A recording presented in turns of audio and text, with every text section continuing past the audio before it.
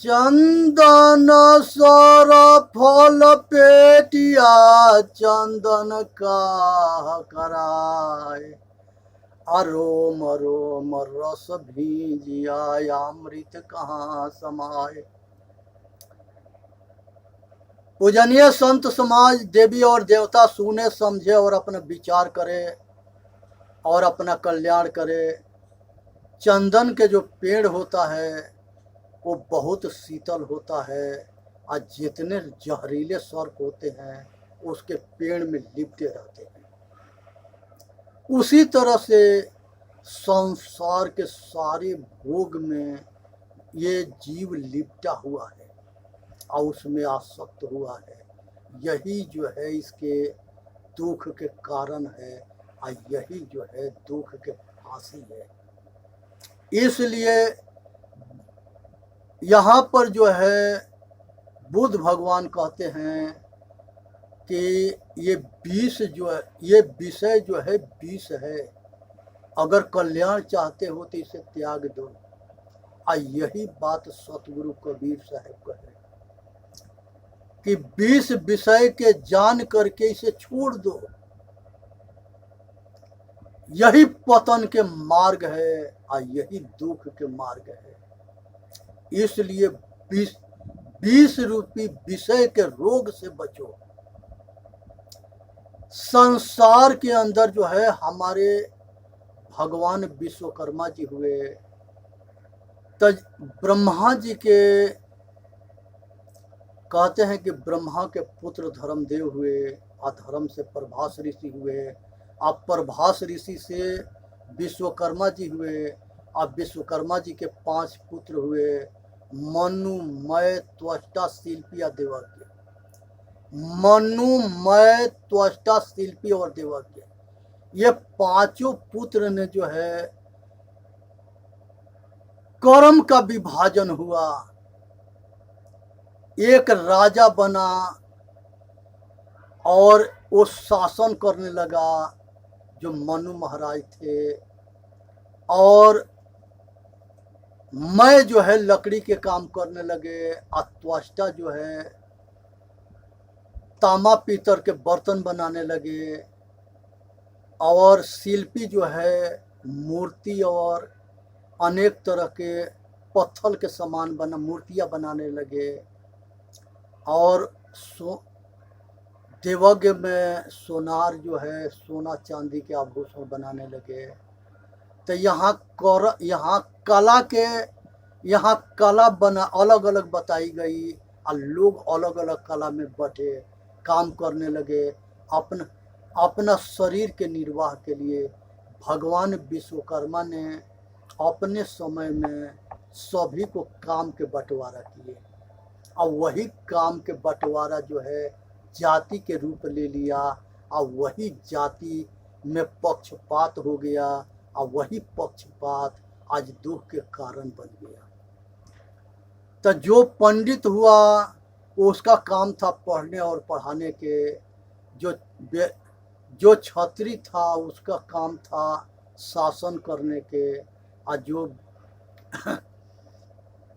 जो तीसरा था वैश्य, उसका काम हुआ व्यापार करने के, और चौथा हुआ उसका काम हुआ सेवा करने के, और उसके बाद लोहा के जो काम करने लगा वो लोहार हुआ, लकड़ी के काम करने वाला हुआ वो बढ़ई हुआ, और पत्थर के मूर्तियां बनाने लगा वो शिल्पी हुआ, तांबा पीतल के बर्तन बनाने लगा वो ठठेरा हुआ, बनिया हुआ, और जो सोना चांदी के काम करने लगा वो सोनार हुआ।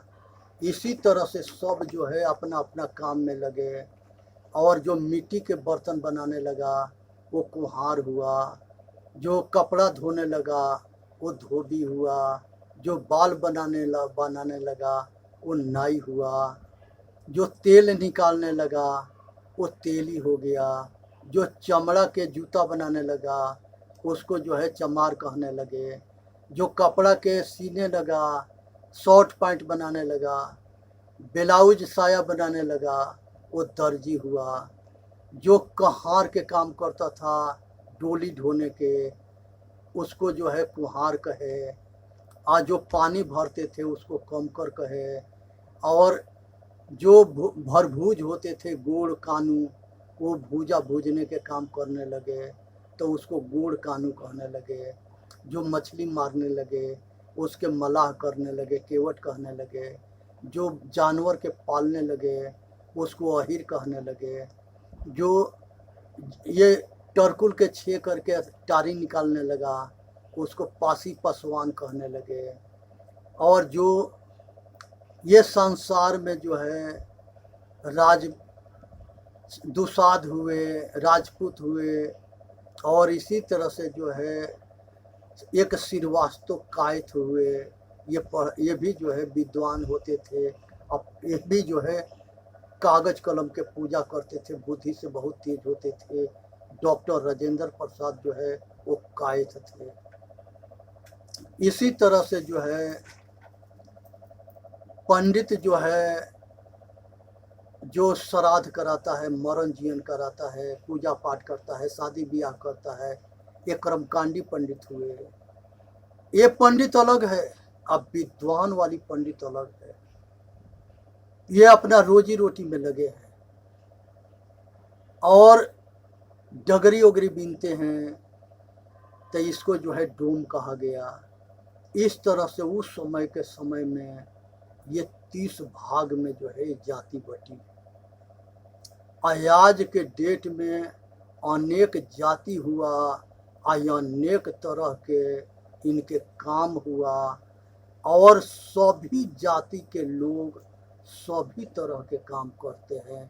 तो ये कैसे निर्णय कर लोगे, क्योंकि ये जो है एक ही काम करने वाला जाति है।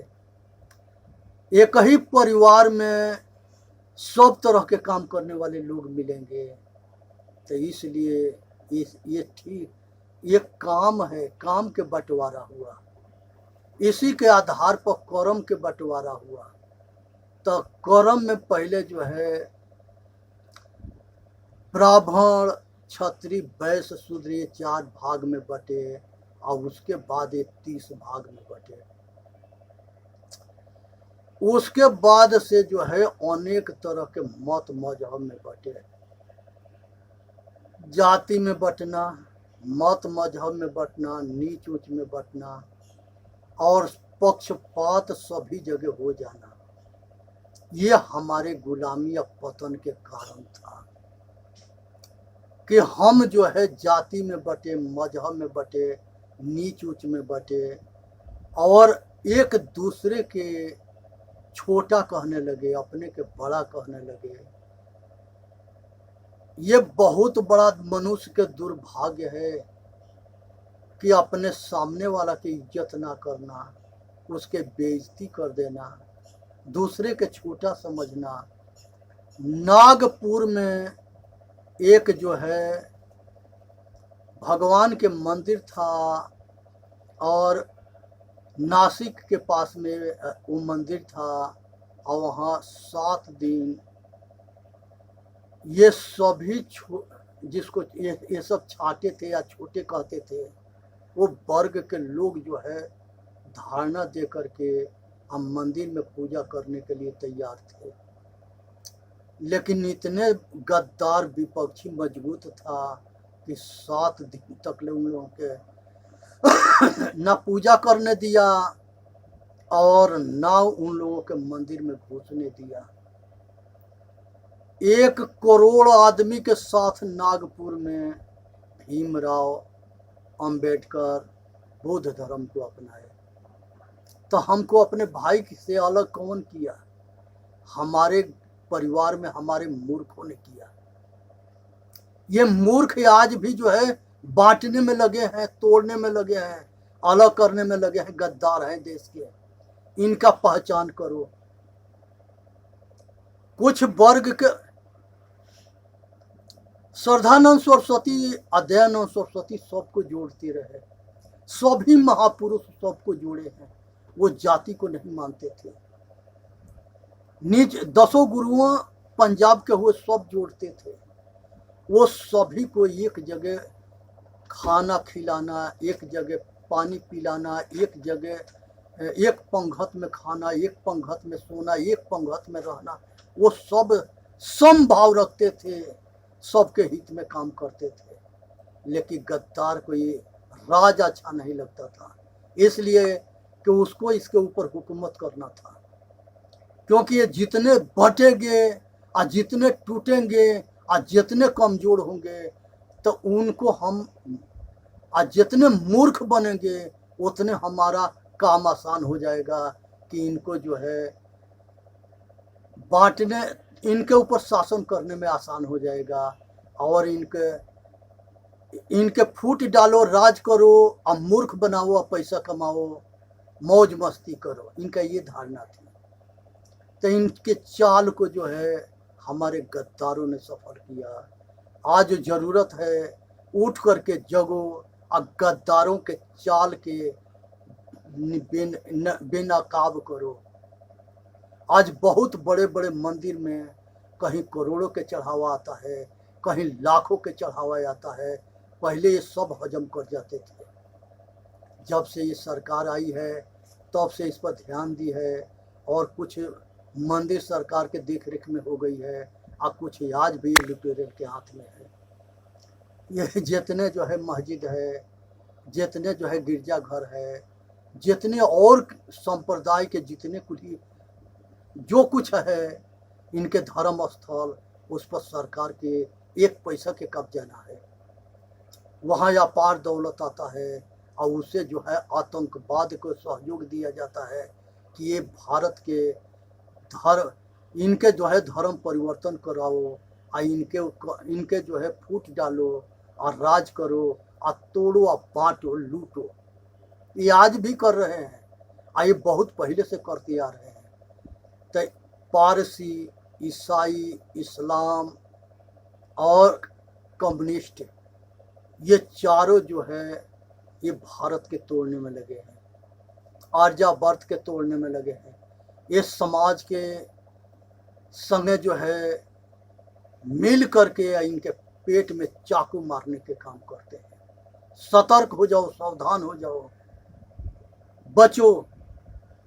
जो अपने बाप के नहीं हुआ वो किसी के ना हो सकता है, जो अपने भाई के ना हुआ वो किसी के ना हो सकते हैं।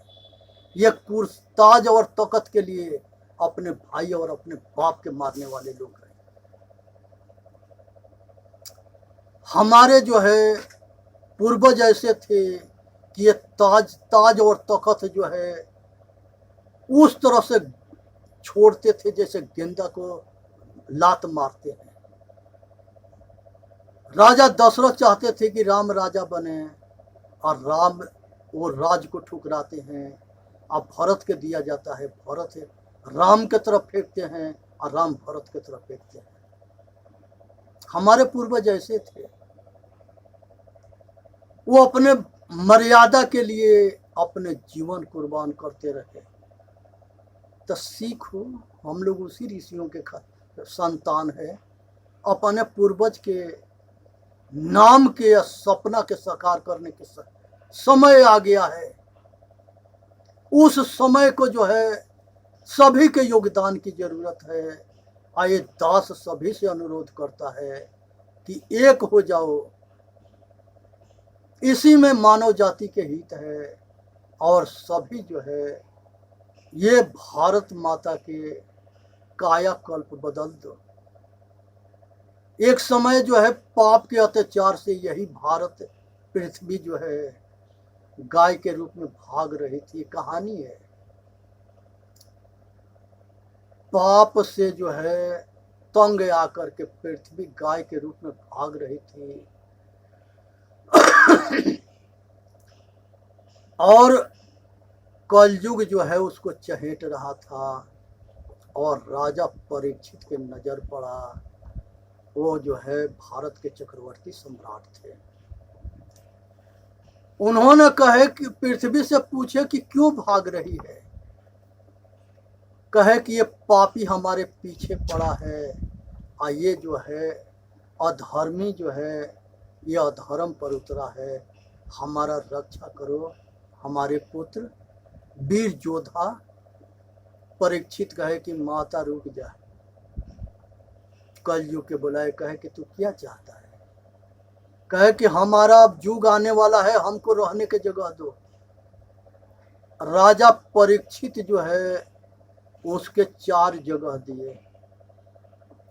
पहला जगह दिए कि तुम जो है जहां हिंसा होता है, मारपीट काट होता है, तुम वहां रहोगे।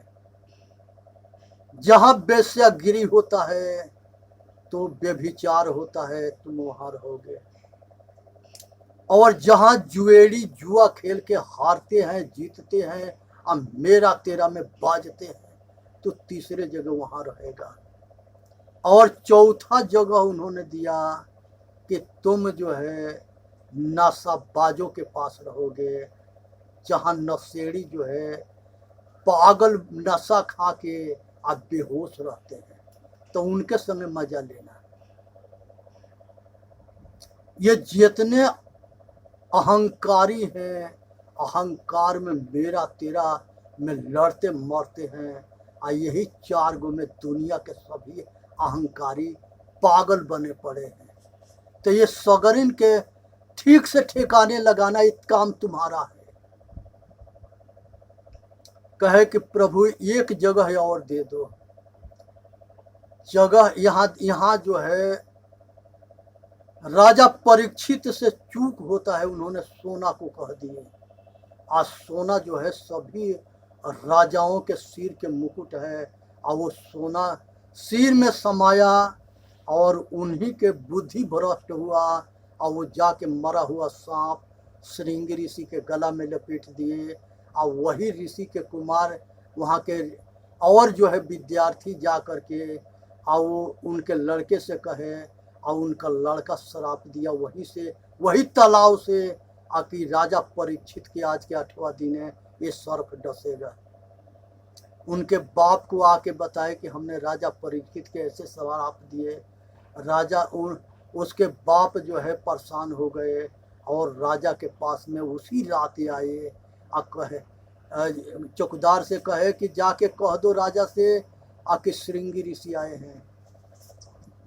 राजा घबरा गए और आकर के आदर से उनको ले गए, और ले जा कर के उनको सेवा किए, और अपने भूल के प्रायश्चित किए, और कहे कि महाराज इसमें हमारा गलती ना है, कलयुग की गलती है, हमने उसको सोना में भी रहने की जगह दे दिए। आज यही भूल हमारे बुद्धि भ्रष्ट होने के कारण बना, और सारे हमारे राजा महाराजा और राजनेता के अंदर हाथ में अंगूठी होता है, और महिलाओं के अंदर कान में, सारे शरीर में उस सोना होता है, और यही कलयुग जो है उसी के सहारे उस पर सवार होकर के और उसे पाप कराता है। ये विचार करने की विषय है। सभी महिलाओं के शरीर में सोना होता है, सभी राजनेताओं के सोना होता है, सभी जो है धर्म नेता भी बहुत ऐसे महापुरुष होते हैं जो सोना के इस्तेमाल करते हैं, तो उनके खोपड़ी पर भी सवार हो जाता है। लेकिन ज़्यादातर महात्मा सोना से दूर रहते हैं, चांदी से दूर रहते हैं, वो बचे रहते हैं। इसलिए जहाँ लालच पैदा हो जाओ, लोभ पैदा हो जाओ, उससे बचो। यही पाप के बाप है जो सारे को कर्म करवाता है, इसे बचनी है। ये पाप के बाप है, और अहंकार भी, ये अहंकार जो है इसका बाप है। तो ये लोभ के बाप जो है, सबके बाप अहंकार है। ये संसार में सभी के जितने बर्बाद हुए और जिसके पतन हुआ और जिसके नाश हुआ, वो सारे अहंकार था। वहाँ लोभ में कुकर्म हुआ, पाप हुआ, और पराजय। अधार्मिक कितनो शक्तिशाली होगा, तो उसको एक दिन सत्य और धर्म से पराजित होना है। अधार्मिक कितनो शक्तिशाली होगा, उसको सत्य और धर्म से पराजित होना है। अधर्मी जो है एक दिन हारता है, अब मुंह दिखाने लायक ना रहता है। इसलिए संसार के अंदर सभी माताओं से अनुरोध है कि वो जो है कलयुग के जाल में ना फंसे, जाल में ना फंसे, और सोना चांदी से के चक्कर में पड़ करके आप पतन न करा गए। इस पर एक कहानी सुनाते हैं कि एक परिवार था, उस परिवार बहुत संपन्न था और उस परिवार में उसके पति से औरत कही कि इसको कितनो साड़ी दे दो, कितनो गहना दे दो और कितनो कुछ भी राजपाट दे दो, ये पाने के अब भूख मिटता ना है, जितना मिलता है उतने बढ़ता है। इसी के दवाग्नि कहते हैं। ये जगह जेठराग्नि होता है वही न दवाग्नि होता है। ये पाने की आग इतने बड़ा भूख है कि संसार में किसी के पूरा नहीं हुआ, किसी के पूरा नहीं हुआ। इंदिरा गांधी जो है ये भारत के प्रधानमंत्री थी। आज जब संजय बड़ा था तो उसके अपार दौलत होने के बाद वो बैठ के रो रही थी। ये संसार में जो है ये दौलत बचा नहीं सकता, केवल शरीर के सहयोग कर सकता है। ये सुविधा है शरीर निर्वाह के, लेकिन इससे कल्याण नहीं होता है। इसमें पागल ना होना है। बहुत ऐसे आदमी है, अपार दौलत है, उसके गोदाम में अनाज सड़ता है, लेकिन हमारे बहुत ऐसे भाई बहन है जो भूखे मरते हैं। इसलिए परमात्मा ने अगर धन और बल और विद्या दिया है तो ये जगत को अपना समझ करके ये जगत के सेवा करो। यही परमात्मा पद है, यही परमात्मा पद है जो पर के लिए अपने आप को लगा दे। इसीलिए तुलसीदास कहे कि परहित सरस धर्म नहीं भाई, अपर पीड़ा नहीं अधिमाई। दूसरे के सेवा करने के जैसे, दान पुण्य करने के जैसे कोई धर्म नहीं है, और दूसरे के दुख देने के जैसे कोई पाप नहीं है। इसलिए जो है धर्मात्मा बनो, पापात्मा मत बनो। और जगत भारत के सभी भविष्य हो भाई, सभी भविष्य हो।